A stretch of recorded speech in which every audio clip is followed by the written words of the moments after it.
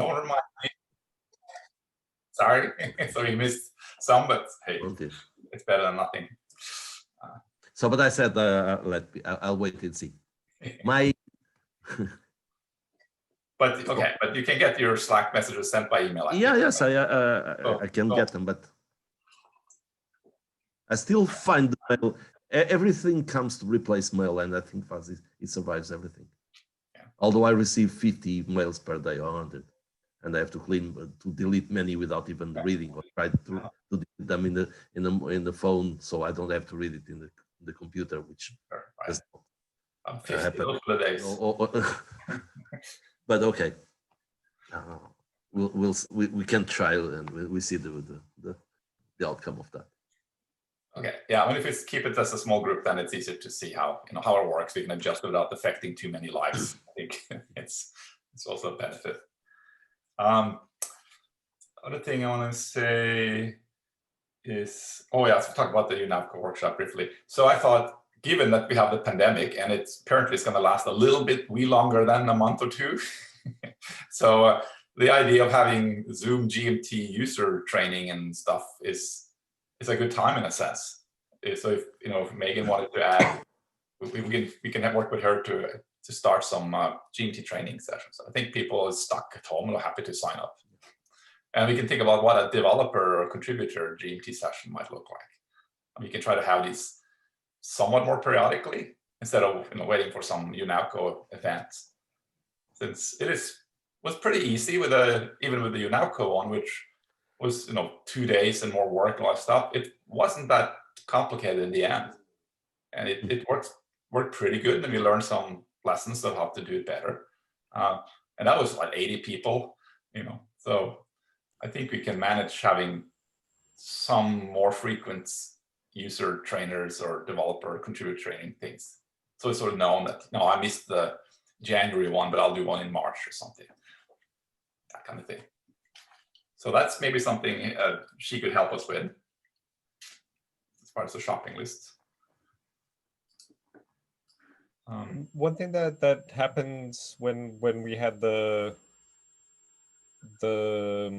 what were they called, the GMT summits, is that we ended up doing quite a bit of coding and stuff like that when we were all together. Yes.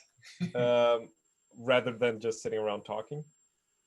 So that could be replicated with maybe something like this.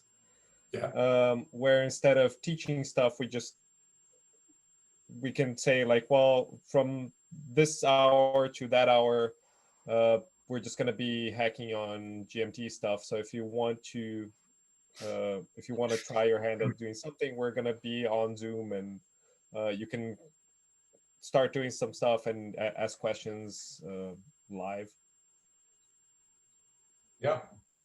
So that would be kind of like what we would have at the summit, but we could have more people there because we wouldn't have to fly everyone. Yeah. Absolutely. Yeah, that's a thought. We could do that. I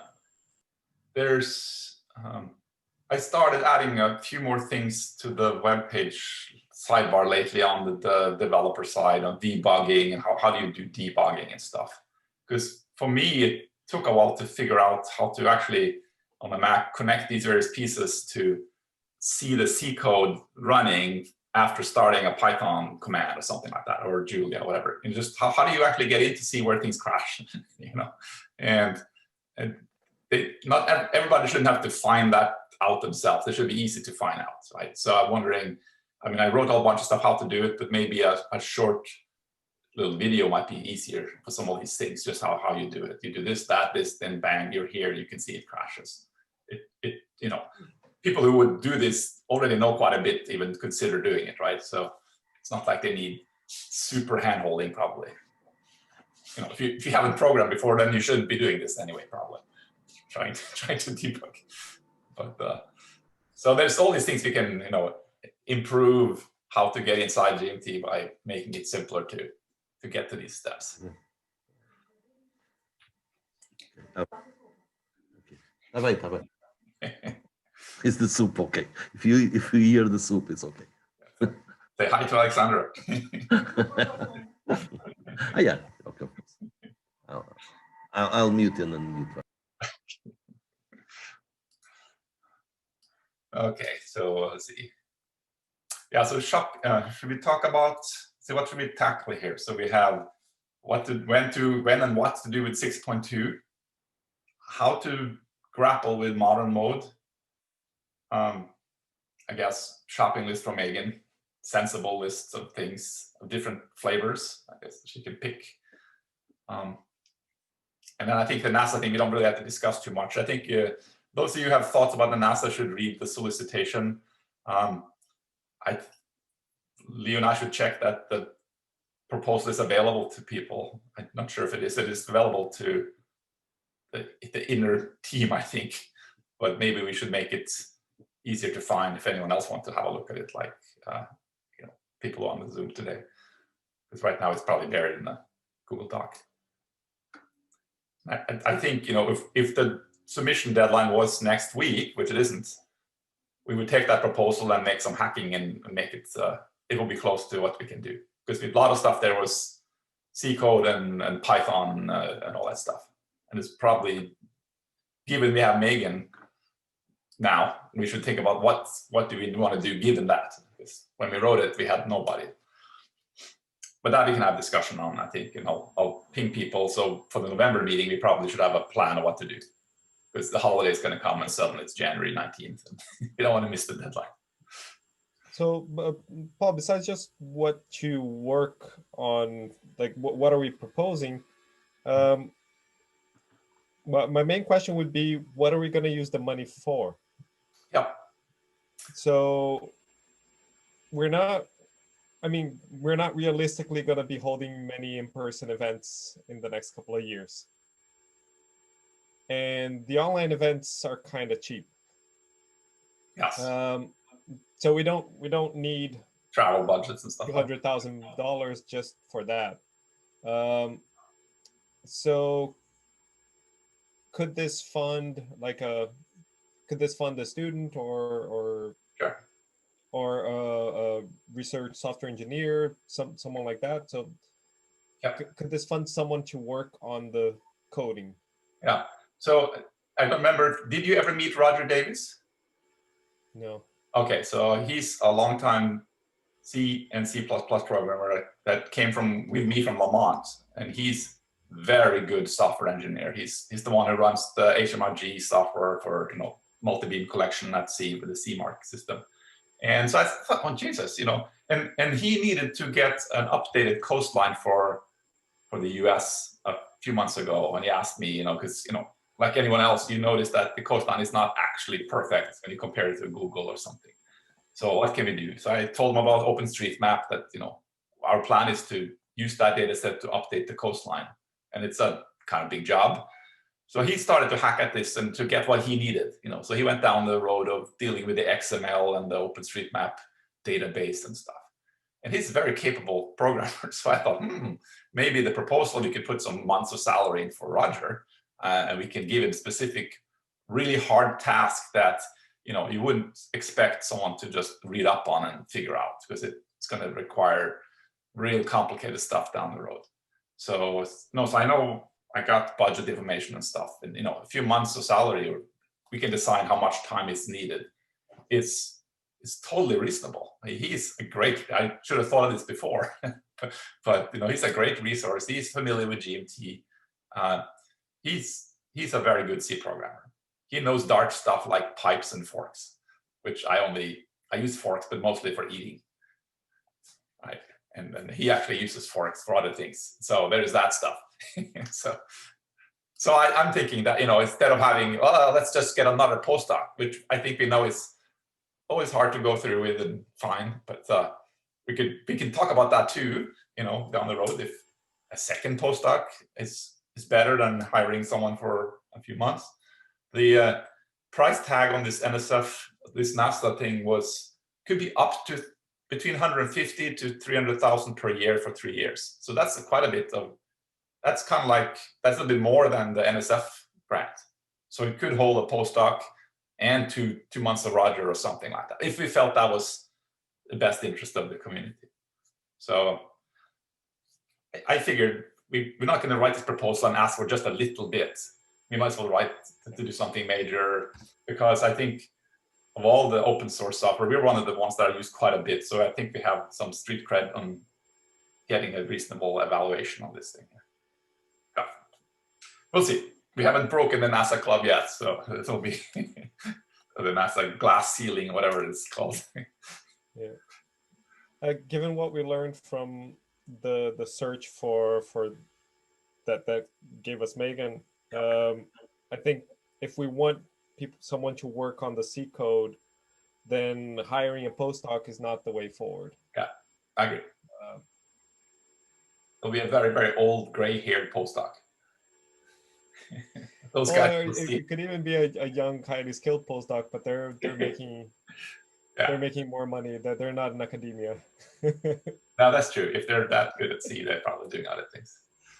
No, I know we tried. We obviously tried that, and none of the candidates had strong C skills like that. They did a lot of that because it's 2020 and people aren't really doing that. They're all doing these other tools, and so we will make the most of what we have instead of telling people to learn how to C and go into the basement with me and look at ugly undocumented C code. It's a special. It takes a special kind of interest to want to do that. Okay, so what do you want to talk about? Shopping lists, GMT modern modes, termination, final discussion, or what should 6.2 look like? When should it come out? These are a little bit tied in together, some of them. Joachim, you want to get 6.2 out and you're mute, Okay, I was not against 6.1.1. I'm just not like the idea of releasing, and because of some rule or something, we released not everything we had at the moment. That's what I disagreed. If you had, I'm not against point release, of course. Right. It's just we have more thing already done. I don't see the point of leaving it out for 6 months just because it does not fit 1 decimal point in our name tag of a release. That was. Oh, sure. Yeah.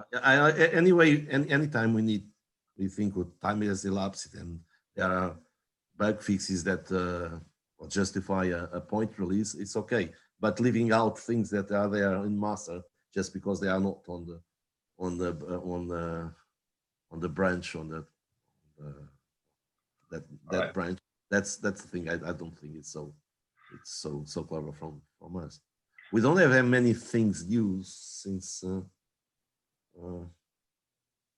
6.1.1. I want to finish that shake map, at least have it running, not crashing. It runs. Yeah, I found it's the damn pad. That pad is a big headache. We should get rid of the pad. It's a big thing, but it's one that should be in our shopping list for later. Path? The grid pad. Oh, pad. Grid pad. That's something. That's what is actually I found out after our change of mails yesterday. That's why it's crashing in Julia and probably MATLAB, which I did not try. It's because the grid does not need a pad, and then it's not well programmed. But the pad keeps coming up and giving us troubles. But that's not something for. Just so everybody understands. So for a shopping. Just so the pad. Just so one of those hard problems that we will try to address one of these days. So I mean, I want to put the shake map in master. I think it works, but I would like to have some people to try it. Not only that it looks reasonable, but that is correct. Otherwise, we don't have many things. But one more thought, we should release a 6.1 or 6.2 because we have accumulated also a lot of fixes. Okay, so just stop you there for a second. So the pad. So what I will do, I understand. I'll write a GitHub feature kind of thing about why there is a pad, what the pros and cons of the pads are, and what would need to be done to eliminate the pad. So there's, this answer to all those things, because it was put in for a good reason, but this it predates, Python and Julia and MATLAB interacting with GMT. And this is where, the problems show up a little bit, that it's a little more complicated to, to deal with the pad in some of the other environments. And so obviously one can make the pad on the fly in whatever GMT tool, but there are some other benefits that might get lost, such as actual data constraints in the pad. I don't mean pad has data. I don't want to get it out. Just, I don't know if all the others are knowing what we are talking about, but that's why I like this thing. The margin that we put around the grids. But for example, just look at GRD cuts and several, many, they don't need a path. I understand. I know. So they are using that all the time. And if you have a big grid, it means we have to shuffle an entire grid in memory to fit inside that window. So it's not only the troubles that it gives when you don't program it correctly, which is the case of my current problem, but it's also that it's not efficient in many situations that we use it. You should keep it only for when it needs, and even more, maybe, well, it would be more complicated. We don't need, I think we don't need the path in grids. You have to, when you need the boundary conditions, you could program it in two steps. The inner part that does not touch the boundaries, and then the outer, the boundaries themselves, when they need the mirror or whatever boundary conditions, would be programmed separately. My aim, my wish would be that we entirely get rid of the path inside the GMT. Yeah. Not So the boundary conditions, of course. Yeah, that's fine. So I think for everybody to have a good opinion on this, I will write some sort of statement on the pad and what it's used for and why, all that stuff. So we can at least see. And in doing so, I will remind myself when it really is needed and when it isn't and all that stuff. So there is obviously to do with, imaging and projection and stuff where boundary condition comes in. But you're right, lots of places we don't think of it. And it only became an issue with calling things, and you have a matrix in Python you want to pass in, and suddenly there's issues about padding. But it is meant to be transparent. I mean, GMT does recognize that your thing doesn't have a pad, and it will add a pad in GRD image if it needs to do something. So it's, anyway, I'll write that up, and we can sort of all be informed about the issue, and we can discuss if we should make a change and what that change is. Is all, is it worth the change? It's breaking lots of stuff. Okay, so that's a good one. Let's see what else. Okay, so that's sort of under the hood kind of stuff, right? So the user doesn't notice these things. Any thoughts on GMT modern mode themes or themes in general? So we have a long-lived branch with GMT themes. Or theme is basically a collection of GMT defaults, just a simple way of saying it. And the thought was that GMT modern mode should really look modern and not from 91. It needs to change a little bit. And because people are lazy and they're not going to change their defaults, only the people who really care will change the defaults. The rest will just make the plot as it comes out. And it looks like 1991, right? It's not bad, but for instance, as I mentioned, the frame width, it got to change with the plot size in some sensible way. If the plot gets very small, we don't want a fat frame, and that's bad advertisement for GMT, really. So, in terms of brand management, we don't want to make stupid plots. We want to prevent the user from making dumb plots by having sensible defaults that are smarter than just static, right? And then users can override and do whatever. They can choose the classic theme and live in 1991 forever. It's not a problem, but it should be better. So, any thoughts on how we can do this? How we can have that discussion or compare things, different fonts and pen thicknesses and whatnot. It's very nitty gritty. One thing Matplotlib did when they were changing their defaults and changing their color maps was they sent out a survey. So they made this website and it basically put two plots with two different styles, and then you pick the one you like the best, and it would keep doing that. So from that, they could gather.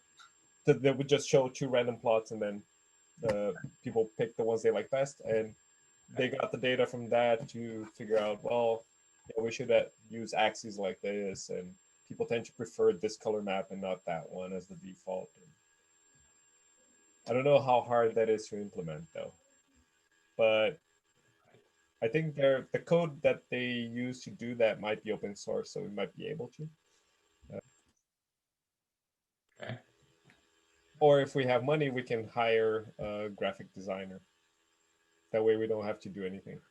No, then we would disagree with them. That would be great. Yeah, we will still argue with that person.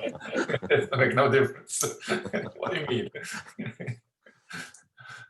Well, I agree. It has to be something like this, right? It's just visually, what is the look before after kind of thing, you know, and because it's a theme, so I guess it could be anything we decide in the end. The other question is this the default? Is this actually the default for GMT modern mode? And I think we still can make that break. I think it's still young enough, and modern mode is, you know, still changing a little bit and things. We can throw that wrench into the system, I think, because if it's not the default, again, people will still making classic plots with GMT modern mode forever. So I'd rather take the Slack feedback from people who are upset with that and tell them, oh no, just type GMT theme classic and, you know, life goes back to where it was in modern mode, than to not have people use it, right? So I think it's worth making that backward incompatibility in modern mode. Classic mode, no change. Those guys will have to select modern mode or other themes if they want to, you know. But we should start by having some candidates, so people to try. Yeah, no, I agree. We have to have visual. I don't know if there will ever be an agreement on the fonts, for example, like Times Roman. Yeah. Christoph does not like what's the little curls on the sans serifs, the serifs, yeah. Yeah, I think that will never change. It's just a matter of taste. No, I know it is. You know, I don't. For example, I don't like, and I think Matplotlib does not do it. I don't like those long dashes for minus. But what can I do? If I could, I would replace them. I see. The hyphens are they look much nicer, but okay. But these are tastes. If you have the candidates or if you have the themes that you can choose, you can do it. It's a different thing from imposing that modern mode will have that default thing. But having them already accessible, easy to use, yeah. I think it should be our next first step regarding that. Yeah, so I imagine a documentation of modes, of themes would acknowledge that people have taste and that there's no one answer to any of these things, but you know, here are the things we wanted to accomplish with themes, and here's a selection of pre-made themes that comes with GMT, and this is how you make your own personal theme, because you know you have a particular preference for this pen or that font, and then just make it easy for people to make their own, you know, Paul template. It just, you know, you just said Paul, and I get my personal whatever preference I might have. Then it's not so harsh, you know. This is the best community choice, and if you don't like it, then this is very easy to switch. But we gotta have a default that I think highlights GMT in a positive way and not make it look too retro. You know. Maybe retro is a theme. Really old Courier font. I don't know what that is. I made a couple. I made the modern, classic, and I think I had a dark mode, something like that. Oh, and what else was it? Oh, inverse or something. I can't remember. So we can think of, you know, are there sensible themes? We should have. Okay, so I guess the plan is to make some sort of graphical web page, either simple or complicated, that highlights the different theme candidates, and somehow try to get some feedback from initially you folks and then wider. How to capture that feedback out of them. Yeah, that's the only trick, Leo, to have a good system that can I mean, a Google form, it's simple. People can just click and it'll add to it. It's not too bad if you just have a simple survey, take the simple survey and thumbs up, thumbs down, things. At least they get some feedback. And we can direct people to that if that's a separate web page or just another page under our control there. I've seen some polls in Julia Discourse, so there is a way of making the polls in Discourse directly. But Okay. I just don't know how to do it. But I see time to time I see them there. Yeah, I'm guessing we have much more programmatic control over our own thing. If you just want to make something under even temporary under the GMT website, it's easy for us to roll that out versus Discourse. I don't know how you programmatically do anything other than add stuff. I just don't know. Maybe it is not so hard, but we'll figure out which avenue we do, but then we'll do something. I guess right now it's on us picking I guess you can't have 200 photos of pictures. We want a representative set of plots, various XY plots, geographic maps, something like that. It doesn't have to be that many, I think, to get the idea across. And then just show them in the different themes. And then see what they learn from that experience, I guess. I guess we scared Kayla away by just getting too detailed.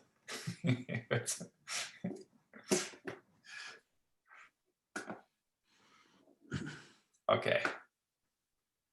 So, see, 6.2.0 release. Any thoughts on when that should happen then? Should we wait for this theme to be decided? Or we just one day decide it's ready to go for other reasons? You don't have to wait. I mean, it doesn't have to have themes in it. There will be a 6.2.1 at some point. But I think getting the theme out earlier, sooner the better, if you're going to break backward compatibility. I really think we should just get it out there sooner.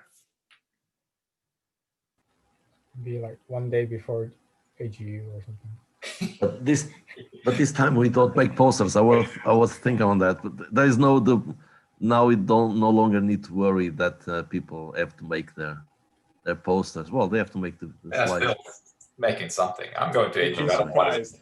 Yeah. People now it's remote, but people don't have the flight to work on their talks. Right. So they're saving that extra time to work at home, but that's not extra time. It's just part of the time. No, I know. What about after AGU? Well, it's October 22nd, maybe coming. Yeah, it's unlikely to happen.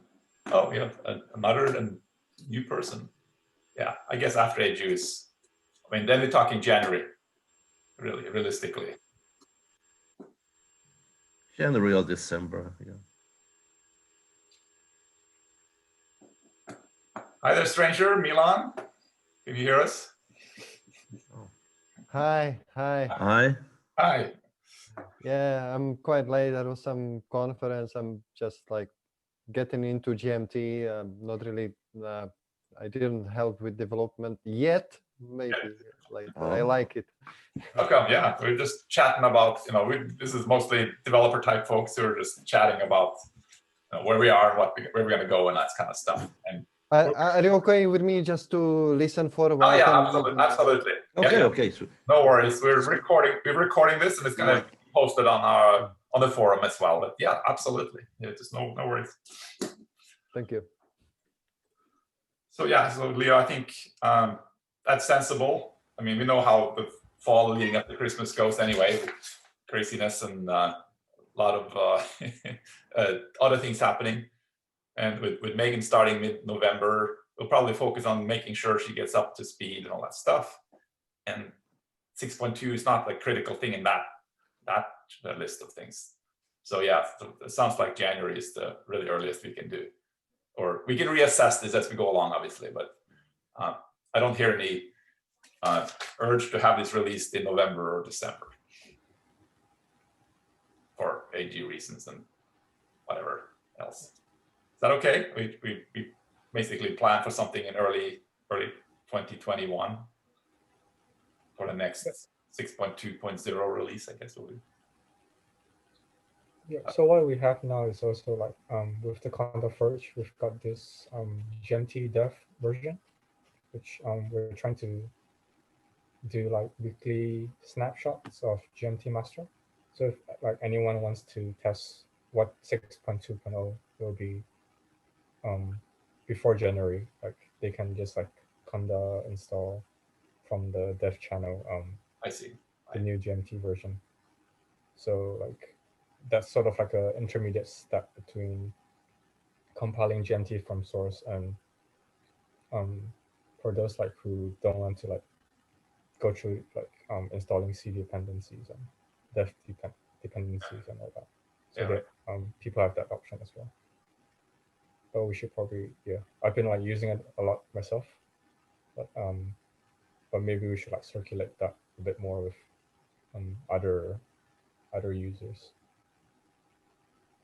What about if we make a separate repository with like a binder environment with the nightly build, Yeah, and then we Dada had can an idea with circulate the that. try GMT having that maybe like a separate button with using that GMT dev build. Yeah, is that possible, Dangdang? Yeah, it's possible. We can have another branch just using the GMT dev. Yeah. So yeah, then like people don't even need to install anything. They could just click a button and try it, I suppose. that's good marketing for AGU. We can have some, maybe in the main page or something, a link for a nightly Windows build that I can update time to time. I confess I'm not very fond of Conda. It's not something I won't like to advertise for myself. I would prefer just the thing I really would prefer is to have some automatic way of the binaries to update themselves, which is doable. For example, on Windows, most of the times it only has to update the GMT DLL, nothing else. So should have something in the code that it itself would update it. So I update myself and you would download, and next time we'll replace the one in the computer. That thing would be really the best thing to have. I see, right. Update. It would. I don't think it would work for Unix because you have to do symbolic links. Or it might work. Everything works, but I don't know how to do it. But for Windows, could have something much easier. But we don't. While you don't have it, for example, could have kind of a link in either in it or on the Windows page that say, okay, if you want to update times to times. I just made one or 2 days ago that I put in my page because I need it for something else. But it would be good that we have that more officially. For example, the bugs that we fix. Yes. So if you're able to fully automate this on your machine, we can probably put this on CI. That's the thing that keeps coming up. I have to say the problem is, and we need to have something or another repository of libraries and DLLs. Then it could be automated, because I used ones that I update in my computer. For example, I had 2 days ago, and I'm not persuaded this time with the events response from Proj. They broke things, I think, because there is a symbol. It's not well exported. I have to have time to go back to that. But the thing is, automate that. And if we can have, it could just be a CMake, and if we, it's very well automated in my computer. Sure, right. But it depends on having the another directory which has a structure with the same names. That's why I can automate it, and then I make symbolic links to put it all the DLLs in the directory which is in my path. But I need to have one place where I could put my the headers, the lib, and the DLLs. So if we could do that, then we could automate it. It would be the best because it would not be depending on my machines, on my fingers or something like that. But what I need to automate that is some kind of infrastructure where I can put all my dependencies, because the problem of building GMT on Windows is not. Yeah, no, I understand. So It's the same like the others. Is the dependencies. The dependencies are the trouble. They are less automated to do on Windows. Is much more cumbersome. So if you can have that, I could put mines there, update them time to time, and the rest could be perfectly automated by a CI or when anyone would want to do that. So this takes us, back to the bus factor, right? So there's a bus factor. Yes, there is a bus factor. You're a huge you're a low bus factor, low bus factor for Windows build. So we do want to solve that, and there might be trade-offs there, right? Between having the current way of doing it with all the latest updates that you have to some sort of automated system that can't be that complicated because it's automated. And we have to evaluate the trade-off there, at least because if you were hit by a bus tomorrow, then we're sort of okay. Oh, gee, we gotta recreate everything because we don't have your computer, right? So now it's like, we gotta now Dongdong's gonna be doing all kinds of stuff to try to get a Windows thing that is. That's one Conda would come to save us. Yeah. So we have. So this is a serious problem, just like any other problem with bus factors, right? We really need to address those kinds of things because they're huge step functions in functionality if you actually have to deal with this stuff. So give that some thought, though. I mean, you're in the best position to know exactly beyond, a stock build from the prerequisites listed. What are you doing beyond that to make things better, and what can be automated with that? Once I thought I had the bright idea, was bright but didn't work so well, is use symbolic links and Dropbox. But the thing is, it doesn't, you update it the first time, not the next one. So the thing is, I would run things in my machine and it would update them automatically, in that case in Dropbox, but using symbolic links, because now I use symbolic links for all of that. Yeah. So I build in each dependency in their own directory, and I don't move things around. I just have them already sim linked, and it works. I try to expand that to the cloud, but did not work because the links are not updated each time. Not the links, the linked thing does not update if I rebuild it. But okay, something that just either put there in the GMT page or something on the repository is the problem. All of those things are binaries except the others. But if I could prepare just a big zip with all the dependencies, but the thing is, I would like to keep some easy way to keep updating them, not just make them once. Yeah. Because if I do it once, then when time goes by, things will get out of sync and sleep again. Yeah. We do have some related issues. That is missing for my imagination. Yeah. We have some issues related to these things, right? So we have the issue of not being able to use the bundle with Julia and GMT, right? And we have unresolved and MATLAB. And we have issues with MATLAB build. Right now, the official macOS bundle is something I run on my computer, right? I mean, it's not like it's tied to my computer, but we sort of build it there and upload it and all that stuff. So there's several steps that still aren't totally automated, I guess. It's not, the tarballs are built from the tags and all that stuff, but the binary executables we distribute are still a little bit tied to people.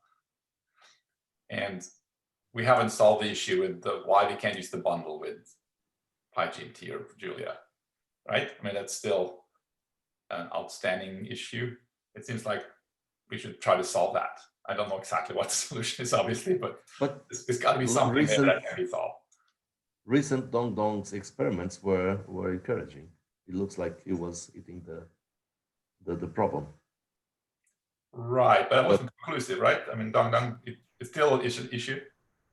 Yes, but we still need to change the bundle after you build the bundle. I mean, I don't think it's a good solution. Yeah. But if you can't compile them with the lib path or whatever, compile at the compiling step, if you could put instead of R path or replace what we have that does not work with the other one, it looks like it would look at the solution. because that is the problem. The problem is, for example, currently is zlib or something like that, but they will have it will always happen with some dependency that for somehow the dependency that we build it with is not the same that when they will be picked when the library is accessed because the Mac OS decided to put another one in that place. Welcome back. We thought we scared you away, Kayla. Okay, but I thought it was almost solved. Otherwise, it's a big headache. I think you will continue to have it. Yeah, and yeah, I've been on and off dealing with the Mex build, and it's still dark magic there too as well with how to make this doable from the user's perspective. I'm not quite sure what we can distribute that the user can run without them building something because of dependency on MATLAB versions and all kinds of nasty stuff. So much to learn about the loader. Read the man LD page, and it's very complicated. I'm sure this answer is in there somewhere. Even me, I had already tried to read a bit of it to see. But... Yeah, no, I don't speak that language, I think. All right, we're pushing an hour. Any other things we should chat about while we're all collected here? But do you have the shopping list for Megan? Oh, Megan. So we didn't actually make a shopping list of Megan. I mean, I made a shopping list. You know, me just random typing things down over the last. Well, I have two things that can be added. Yeah, for keep example, at it. Yeah. if she wants to practice a little bit looking at the code, we have 300 IDs, coverage IDs to be fixed. I fixed 100 something, broke a couple of things in the middle, but they are not difficult things to do, just boring. So right, follow those things. Yeah. She could decide that time to time would make an interval and fix a couple of memory leaks. There's some are easy, others you have to look them. I assigned you some 10 or something. They look more serious things, but most of them are easy to fix, just very boring, and a lot of them because we let accumulating too many, and we still have some 300. So when some CPP, what's the name of that CPP checker or something finds one, I'm sorry, I laugh. Was say I have a list of 300. So what? Yeah. That's no, it's as serious as the others, of course it is, but we have some 300 that need to be killed, and more than that because that system is not so good. He reports some. If you fix that one, it looks like he only finds the top of the list. So if you find those ones, then you will keep finding more in old code that they say, damn it, I already fixed this 5 years in a row and still there. So yeah, no, so that's one type of things. Yeah. One type of thing she could do some, and she will. That's because it helps a lot. It says what it is, and when you gain some experience, for example, fixing the memory leaks, you have just to look further down on the code what you need to free that variable and put it there in that loop. So basically, every time there is a one-liner if error exit no return, normally I open a door for several leaks that had to be free before doing the return. So that's one thing. The other thing I thought was, she mentioned in the interview that she had experience with R. We don't have much things. There is a kind of R package to do a little bit of GMT, but is based on a couple of system calls. It looks very basic. But community, we don't have many contact with them. And I thought she could, if she's a little bit experienced, she could make maybe some also demos and some documentation, but mostly demos, using the Julia wrapper, because she can call, and we know that it works. There was a guy in the forum that did it that once. There is a package called R call from Julia, so people from R can call the Julia wrapper and have access to the entire GMT with the R syntax. well, under the hood, they would be calling the Julia wrapper, of course. But that's type of thing that could be done. I wrote that. That for well, marketizing more on the R community, which we don't reach very much, I think. Yeah, that's good. I wrote that in here. I mean, I have a long list, and I'm not going to read it all through, but I think what I want to do is I will break it into some categories, you know, documentation, coding, wrapping, whatever, and send it to you guys, and you can give me some feedback on some of those things separately. I think that's okay. I don't want to publish this list on the agenda summary. It's sort of, it's too specific about, you know, what Megan can do for us. But since you bring up the coverity stuff, that's another thing that should go into the CI, right? Right now it's a bus factor of 1 there because you're the one who's launched these commands. And no, it's not bus factor because lazy more itself a lazy factor. Yeah, if you go to the page and read what you have to do for yeah, all right. So we could set it up so there's an it's very easy, and you can set it up as once a month. As automatic, not so much because we don't pay it, so you have a limited number of runs. Before it was per day, now it's per week or something. You cannot run them all the times. Sure, but we wouldn't want to bother. You would have. But you could have something like a weekly or even 2 or 3 times a week. We would have something automatic. They mentioned a way of they mentioned there a way of doing that automatically. Okay. But except we cannot do it every time we want because you are not paying for it. But yes, I think many of the issues he finds they are from the Windows perspective. You can say that way because it analyzes the output of the compiler. If the compiler was a different compiler, yeah, I guess he would find different things. So that would be another thing. Just also submit jobs made with different compilers than only Visual Studio. Yeah, right. Yeah, I mean, Visual Studio Plus is pretty good about picking up a lot of stuff. So it's not like it's missing. Yeah, yes, it's tons of stuff. There's low hanging fruit there to fix. Okay. Anything else? Anyone want to bring up? I don't want to keep these for 2 hours. We can go on forever, but there's some benefit to having a reasonable time period.